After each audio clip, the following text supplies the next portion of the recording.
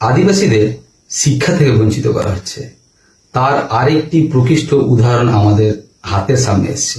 এতদিন পর্যন্ত যাদেরকে বলা হতো যে কোথাও ফেক এসটি বলে কোনো কিছু নেই, আমরা তাদেরকে এটা প্রমাণ করে দেখিয়েছি।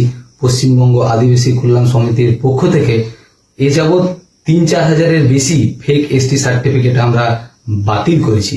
তো এই যে ভুরি ভুরি ফেক এসটি সার্টিফিকেট ধারী, এরা কিন্তু আদিবাসীদের শিক্ষার অধিকার গ্রাস করছে। প্রকৃত আদিবাসীরা তাদের শিক্ষার অধিকার থেকে বঞ্চিত হচ্ছে।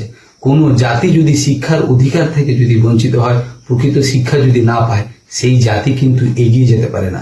এমনই একটা উদাহরণ আমরা দেখলাম বাঁকুড়া মেডিকেল কলেজে। সেই বাঁকুড়া মেডিকেল কলেজে এক ছাত্রী ফেক এসটি সার্টিফিকেটের সহযোগিতায় এমবিবিএস পড়ছে এসটি কোটাতে।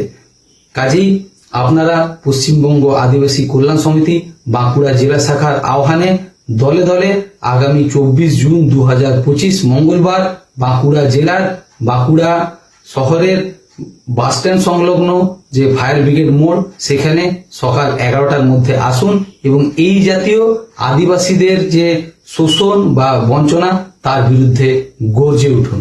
জোহার।